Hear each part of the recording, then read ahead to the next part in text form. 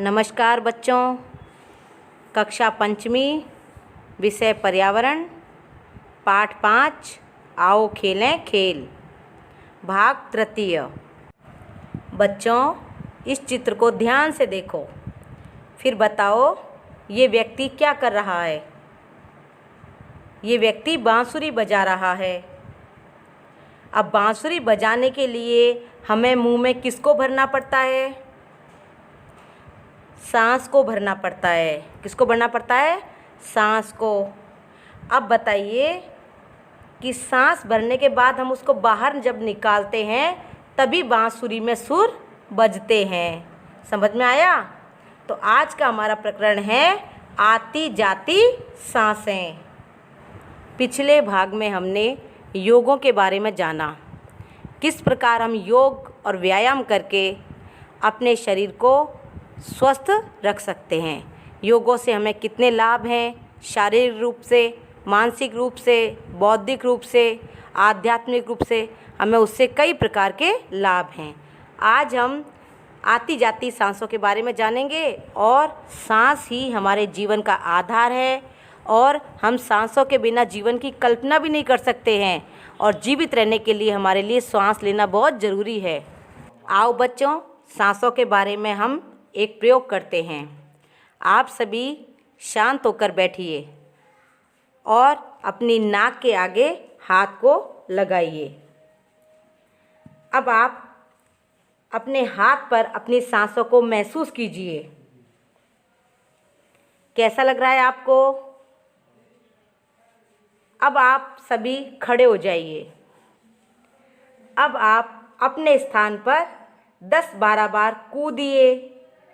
1, 2, 3, 4, 5, 6, 7, 8, 9, 10, 11, 12।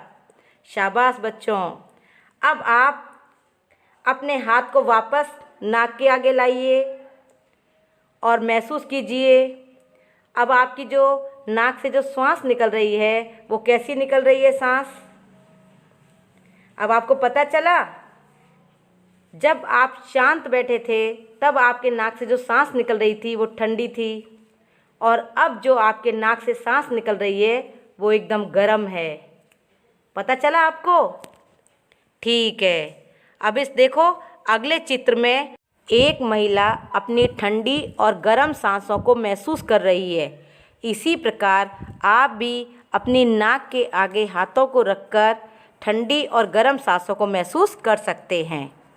अब हम कांच का खाली गिलास या एक दर्पण लेंगे, उसके ऊपर 3 या 4 बार फूंक मारेंगे। देखो बच्चों, उसके ऊपर क्या हुआ?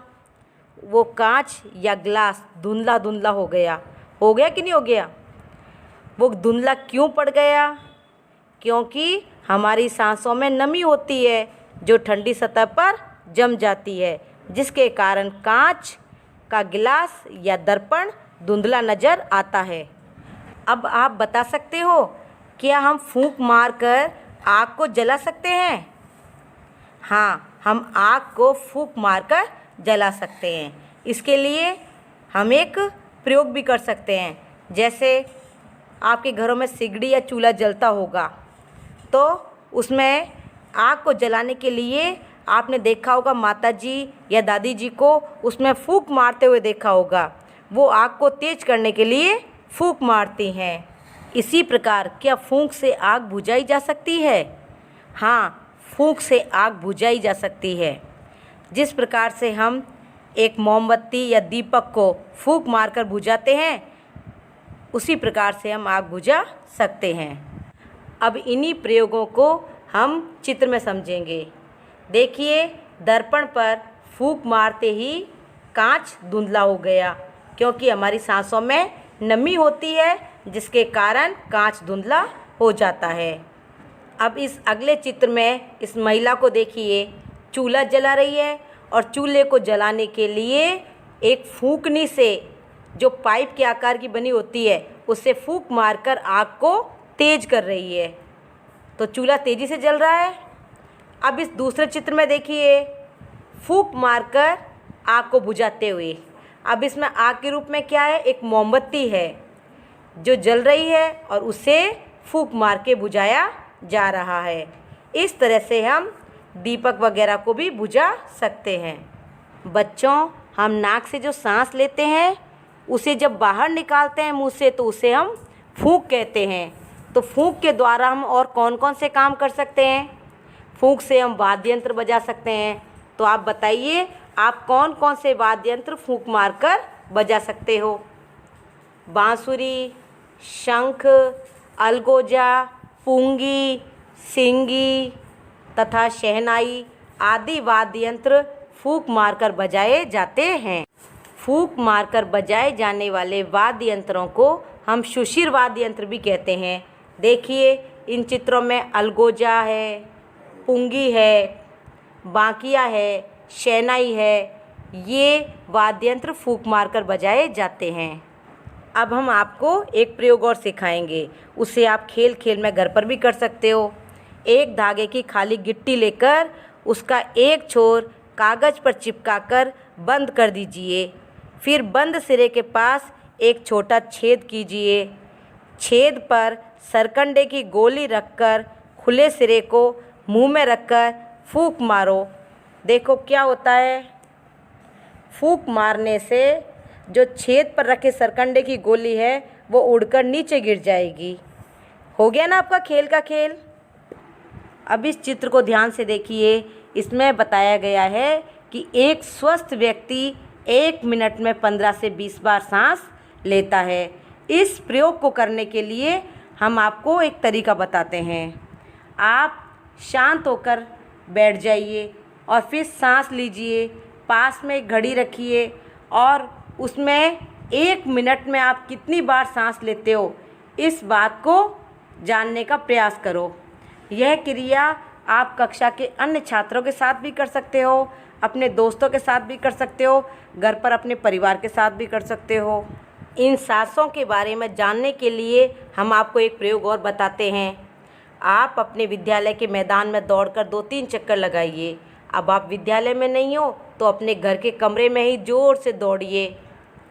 दौड़ने के बाद आप अपनी 1 मिनट में घड़ी देखकर सांसों की गिनती कीजिए। क्या फ़र्क महसूस किया? सांसें कम हुई या ज़्यादा? एक स्वस्थ व्यक्ति 1 मिनट में 15 से 20 बार सांस लेता है। आप तेज़ी से दौड़ोगे या तेज़ी से चलोगे या खेलोगे तो आपकी सांसों की गति तेज़ हो जाएगी, आपकी सांसें तेज़ चलने लगेंगी। तो ऐसा करने पर दौड़कर ली गई सांसों की जो गिनती होती है वो शांत बैठकर ली गई सांसों की गिनती से ज़्यादा होती है। अब इस चित्र को ध्यान से देखिए। पहले चित्र में एक व्यक्ति खेलकर आ रहा है, दूसरे चित्र में एक व्यक्ति दौड़कर आ रहा है। दोनों की सांसों की गति बहुत तेज़ हो गई है क्योंकि दोनों थक गए हैं और थककर खड़े होकर तेज़ी से सांसें ले रहे हैं। बच्चों, आप सभी के घर में फीता होगा। फीता लेकर के अपना सीना नापना। अब ज़ोर से सांस अंदर खींचकर अपना सीना अपने साथी से नपवाना। इस तरह का प्रयोग आप अपने कक्षा के अन्य साथियों या अपने दोस्तों के साथ कर सकते हो। क्या सांस को अंदर खींचकर भरने से सीना फूल जाता है? तो देखिए, हाँ, जब हम सांस को अंदर खींचकर भरते हैं तो हमारे सीने का नाप पहले वाले सीने की नाप से अधिक आता है। इसलिए हम कह सकते हैं कि सांस को जब हम अंदर खींचकर भरते हैं तो हमारा सीना फूल जाता है और हमारा माप अधिक आता है। आज के इस पाठ में आपने सांसों के बारे में जाना और समझा। उसी से संबंधित अब कुछ प्रश्न। प्रश्न 1, दौड़कर आने पर सांसों की गति कैसी होती है? उत्तर, सांसों की गति तेज होती है। प्रश्न 2, फूंक मारने पर कांच के दर्पण पर धुंधलापन क्यों आ जाता है? क्योंकि हमारी सांसों में नमी होती है जो ठंडी सतह पर जम जाती है, इसीलिए कांच पर धुंधलापन आ जाता है। प्रश्न 3, क्या फूंक से आग जलाई और बुझाई जा सकती है? हाँ, फूंक से आग जलाई और बुझाई जा सकती है। प्रश्न 4, कौन से वाद्य यंत्र फूंक मारकर बजाए जाते हैं? बांसुरी, शंख, अलगोजा, पुंगी, सिंगी तथा शहनाई आदि वाद्य यंत्र फूंक मारकर बजाए जाते हैं। प्रश्न 5, एक स्वस्थ व्यक्ति 1 मिनट में कितनी बार सांस लेता है? 15 से 20 बार। प्रश्न 6, सांस को अंदर खींचकर भरने से सीना कैसा हो जाता है? सीना फूल जाता है। प्रश्न 7, हमारे जीवन का आधार क्या है? हमारे जीवन का आधार सांस है। अब अभ्यास के प्रश्न, गृह कार्य जिसे आपको अपनी उत्तर पुस्तिका में करना है। प्रश्न 1, किस स्थिति में सांसें गर्म और ठंडी लगती हैं? प्रश्न 2, कांच के खाली गिलास में 3-4 बार फूंक मारने पर क्या होता है? प्रश्न 3, फूंक से कौन कौन से कार्य किए जा सकते हैं? प्रश्न 4, एक स्वस्थ व्यक्ति 1 मिनट में कितनी बार सांसें लेता है? प्रश्न 5, सांसों की गति बढ़ाने के लिए कौन सा व्यायाम करना चाहिए? प्रश्न 6, सांस लेकर फूले हुए सीने और बिना फूले सीने के मापों में किसका माप अधिक होता है और क्यों? इस गृह कार्य को आप अपनी उत्तर पुस्तिका में करने के बाद याद भी करें, इसका दोहरान करें। धन्यवाद। जय हिंद, जय भारत।